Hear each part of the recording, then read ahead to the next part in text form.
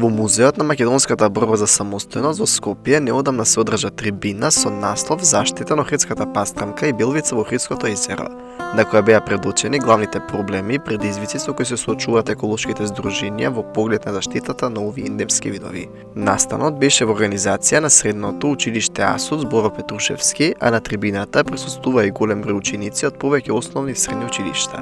Како што велат организаторите, целта на трибината е темата со заштита на Охридската пастрамка и Белвица да се доближи поблиску до младите и на тој начин да им се обезбеди соодветна едукација за индемските видови и кои мерки треба како општество да ги преземеме за нивна заштита. Денешната трибина ја организира Средното училиште на град Скопје, Асоц Боро Петрушевски, во рамките на проектот ProBlue.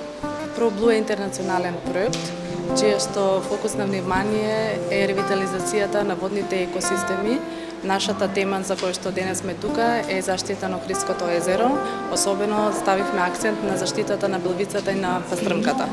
Нашата цел со нашите ученици е да ги запознаеме, да ги идентификуваме проблемите со кои што се соочува Охридското езеро, да ги посочиме и да пробаме да најдеме решенија како да го заштитиме, бидејќи наша должност и обврска е да го направиме тоа.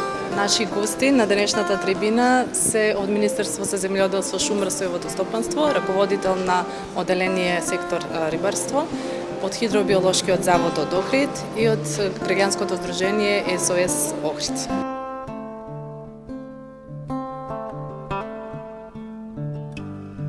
Моето име е Снежана Ристеска, дипломиран сообраќајен инженер и професор во Асоц Боро Петрушевски.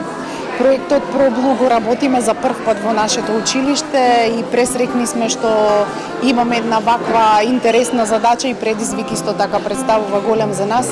ProBlue проектот се однесува на заштита на водите, на реките, на езерата и конкретно на денешната трибина, после многобројните работилници што ги направивме со учениците од нашето училиште, од другите училишта, произлезе и оваа трибина, која ја одржуваме денес на 26 декември и имаме огромна посетеност и јас сум презадоволна. Значи, децата денес ќе имаат можност да се запознаат со сите екосистеми што живеат во Охридското езеро.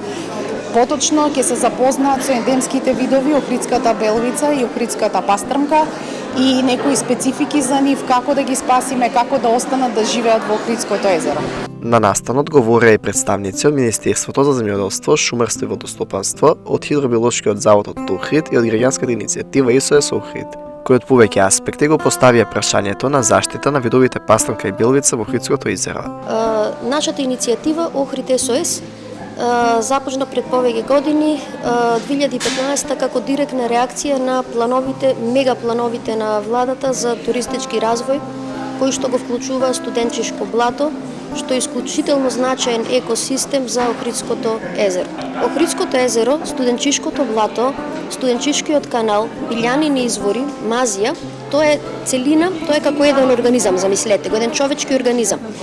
И не може да се борите вие за прстот, а да ги запоставите другите делови од телото.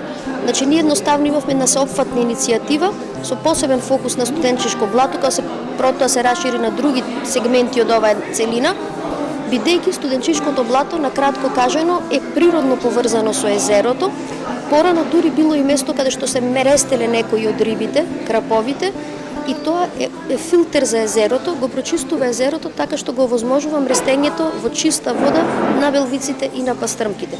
Доколку студенчишкото блато е загадено, уништено, бетонизирано, езерото ќе се претвори во кал. На некој начин ќе изгледа како што е доиранско, како што е преспанско и еутрофицира, умира и со тоа директно умираат и различните видови флора и фауна, меѓу кои белвицата и пастрмката.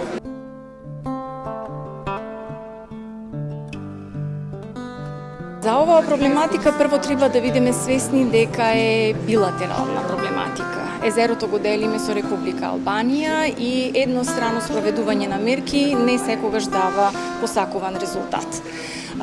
Од наша страна, како национални мерки, се спроведувани, постојат и билатерални, меѓу кои е и вештачкиот мрез на Охридската пастрмка, кој започнува 1935 година токму во нашата институција, а сега постојат 3 мрестилишта на Охридското езеро, второто е во Шум во Струга и третото е во селото Лин, Албанија. значи тоа е заеднички напор со кој се трудиме веќе 9 децении да ја одржуваме популацијата на охридската пастрмка на рамниште на одржување и колку може тоа да се продолжи. Ако земеме предвид дека Охридското езеро ни припаѓа на сите и дека со свест и совест, со личен придонес, можеме секој поединечно да придонесеме, како за заштитата на овие два вида, така и за Охридското езеро. Да подадеме рака, да помогнеме да бидат подобри условите во езерото, а тоа ќе ни врати со добро.